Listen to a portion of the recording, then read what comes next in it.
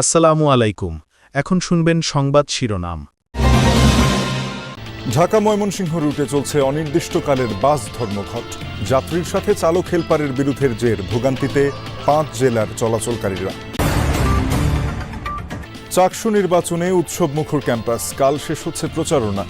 রাকসুতে ভোটারদের মন জয়ে প্রার্থীদের বিরামহীন গণসংযোগ। হবিগঞ্জে 5 বছরেও শেষ হয়নি ব্রিজের নির্মাণ কাজ, ঝুঁকি নিয়ে চা শ্রমিকদের চলাচল। দ্রুতই শেষ করার আশ্বাস এলজিইডির।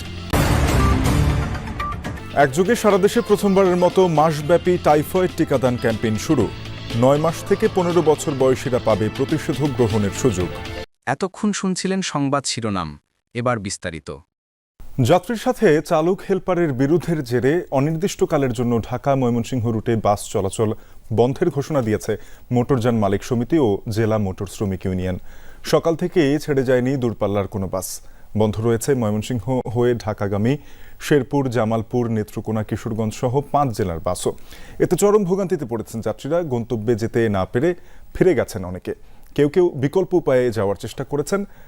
গেল শুক্রবার মাসকান্দা বাসস্ট্যান্ডে জুলাই যোদ্ধা আবু রায়হানকে নাজেহালের অভিযোগ ওঠে ইউনাইটেড পরিবহনের এক শ্রমিকের বিরুদ্ধে। পরে ইউনাইটেড পরিবহনের ব্যানারে থাকা আওয়ামী লীগ রাজনীতির সাথে জড়িত আমিনুল হক শামীমের 16টি বাস বন্ধের দাবি জানায় জুলাই যোদ্ধা ও এনসিপি নেতারা। পরে ইউনাইটেড পরিবহনের বাসগুলো বন্ধ রাখার নির্দেশ দেয় প্রশাসন। এরই প্রতিবাদে বাস চলাচল বন্ধের ঘোষণা দেয় মালিক ও শ্রমিক পক্ষ। আমরা কালকেও ঢাকা যাওয়ার জন্য আসছিলাম, কিন্তু গাড়ি তো চলতেছে না, এই জন্য যাইতে পারতেছি না। আমার খুব কাজ, তো না গেলে কাজটা হবে না। তারা যদি এটা মিটমাট না করতে পারে, আমাদের মিটমাট করার ক্ষমতা নেই। যদি গাড়ি বন্ধ থাকে তাহলে আপনার শ্রমিকের ফ্যামিলি নিয়ে চলতে হবে। আমরা যদি সবাই পয়সা দেখি, আমাদের ফ্যামিলি চলবে না। ধর্মঘট ডাকা হয়েছে এই জন্যই যে আপনার কিছু লোক এসে আপনার হঠাৎ করে কিছু ভাঙচুর করছে আর আপনার শ্রমিকের উপরে নির্মম অত্যাচার চালাচ্ছে।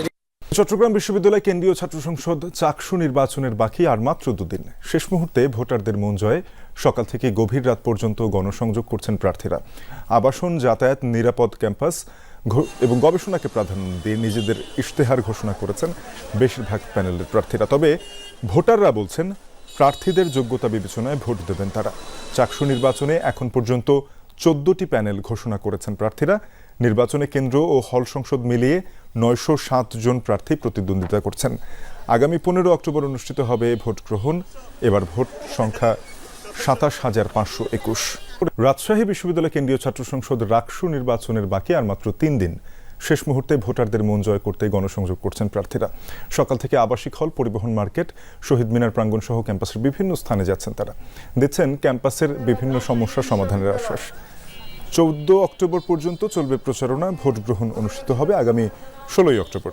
এবারের নির্বাচনে কেন্দ্রীয় সংসদে 23টি পদে লড়ছেন 247 প্রার্থী। মোট ভোটার 29,000।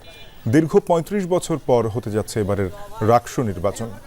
চট্টগ্রামের একটি কনসার্টে জয় বাংলা স্লোগান দেয়ায় সংঘর্ষ ও ভাঙচুরের ঘটনায় মামলা হয়েছে। এরই মধ্যে 10 জনকে গ্রেফতার করেছে পুলিশ। সকালে খুলশী থানায় পুলিশ বাদী হয়ে অজ্ঞাত 400 থেকে 500 জনকে আসামি করে হামলা ভাঙচুরের একটি মামলা করে।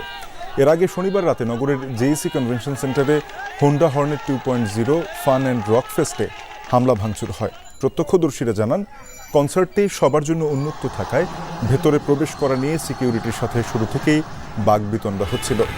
হঠাৎ একটি পক্ষ জয় বাংলা স্লোগান দিলে দর্শকদের মধ্যেই হট্টগোল ও মারামারি শুরু হয়। এ সময় ভেন্যুর জানালা ভাঙচুর ও আয়োজকদের ব্যানার ফেস্টুন ছিঁড়ে ফেলা হয়। পরে পরিস্থিতি নিয়ন্ত্রণে পুলিশ লাঠিচার্জ ও ফাঁকা গুলি করে। এতে শরীফ নামে এক ব্যক্তি গুলিবিদ্ধ এবং 15 জন আহত হয়। তারা নগরীর বিভিন্ন হাসপাতালে চিকিৎসাধীন রয়েছেন। জুলাই আন্দোলনে হামলা মামলা থেকে আওয়ামী লীগ নেতাদের নাম বাদ দিতে বাদীকে চাপ দেওয়ার অভিযোগ ওঠার পর জুলাই যোদ্ধা রাব্বির বিরুদ্ধেই মামলা বাণিজ্যের অভিযোগ আনলেন মানিকগঞ্জের এনসিপি নেতারা। স্থানীয় এনসিপি কার্যালয়ে সংবাদ সম্মেলন করেন জেলার প্রধান সমন্বয়কারী জাহিদ তালুকদার ও যুগ্ম সমন্বয়কারী AHM মাহফুজ। অভিযোগ করেন, তাদেরকে বিতর্কিত করতেই রাব্বিকে দিয়ে ষড়যন্ত্র করছে একটি মহল। মামলা থেকে আওয়ামী লীগ নেতাদের নাম বাদ দিতে কোনো চাপ দেননি বলেও দাবি করেন তারা। অভিযোগ করেন, জুলাই যোদ্ধা রাব্বি টাকার বিনিময়ে 8 আসামিকে মামলা থেকে বাদ দিয়েছে। জুলাই আন্দোলনে মামলা হামলা থেকে আওয়ামী লীগ নেতাদের নাম বাদ দিতে বাদীকে চাপ দেওয়ার অভিযোগ নিয়ে শুক্রবার প্রতিবেদন প্রচার করে যমুনা টিভি। সাদেকুল ইসলাম রাব্বি আমরা এই পর্যন্ত 8টা তথ্য পাইছি। 8টা মামলায় এফিডেভিট দিয়ে সে 8 জনকে জামিন করাইছে এবং টাকার বিনিময়ে এফিডেভিটগুলো দিতেছে। এনসিপির নেতা হিসাবে আমাদেরকে বিতর্কিত, আমাদের ভাবমূর্তি ক্ষুণ্ণ করা এবং জনগণের নিকট আমাদেরকে খারাপ হিসাবে প্রতিপন্ন করাই হচ্ছে এর উদ্দেশ্য। হবিগঞ্জে 5 বছরেও ব্রিজের নির্মাণ কাজ শেষ না হওয়ায় সীমাহীন দুর্ভোগে কয়েক হাজার চা শ্রমিক। জীবনের ঝুঁকি নিয়ে প্রতিদিন চলাচল করতে হচ্ছে নারী, বৃদ্ধ, শিক্ষার্থী সহ বেশ কয়েকটি গ্রামের মানুষকে। টিলা বেয়ে ওঠানামা করতে গিয়ে কখনো আঘাত পাচ্ছেন, কখনো নষ্ট হচ্ছে পোশাক। দ্রুত প্রকল্প শেষ করার দাবি স্থানীয়দের। এলজিইডি ও ঠিকাদারি প্রতিষ্ঠান বলছে চলতি মাসেই শেষ হবে কাজ। পাহাড়ি ছড়া পার হতে 10 ফুট উপর থেকে লাফ দিতে হয় চা বাগানের শিক্ষার্থীদের। ঝুঁকি নিয়ে স্কুলে যেতে হয় তাদের। এতে কখনো আঘাত লাগে, কখনো নষ্ট হয় কাপড়। অথচ ছড়ার উপরে 5 বছর ধরে চলছে ব্রিজের নির্মাণ কাজ। স্কুল কলেজ যেতে পারে না, বাচ্চা কাচ্চাদের পড়তে এই সুযোগ নাই। উপর থেকে লাভ দিয়ে আমরা আসছি এখানে অনেক সমস্যা। এই যে দেখেন আমরা পরীক্ষা দিয়ে যাইতেছি, টাইমের নিয়ে অনেক ব্রিজের কারণে আমরা যেতে পারছি না, একটু গাড়ির সমস্যা। হবিগঞ্জের মাধবপুর উপজেলার সুরমা ও তেলিয়াপাড়া চা বাগানের কয়েকটি বস্তি সহ আশপাশের গ্রামবাসীর প্রধান রাস্তা এটি। সংযোগ সড়ক না থাকায় সীমাহীন দুর্ভোগে কয়েক হাজার মানুষ। বিকল্প সড়কে প্রায় 3 কিলোমিটারের কষ্ট এড়াতে জীবনের ঝুঁকি নিচ্ছেন কেউ কেউ। সবচেয়ে ভোগান্তিতে নারী আর বৃদ্ধরা। পুরুষ মানুষ তো ঝাঁপায় উপায় যেমনি হোক এরা নালা খালা ভাঙ্গা গায়, আমরা মহিলা মানুষের তো কষ্ট অনেক হয়। আদিবাসী 7-8টা গ্রাম আছে এখানে, প্রায় 15,000-20,000 লোকের বসবাস।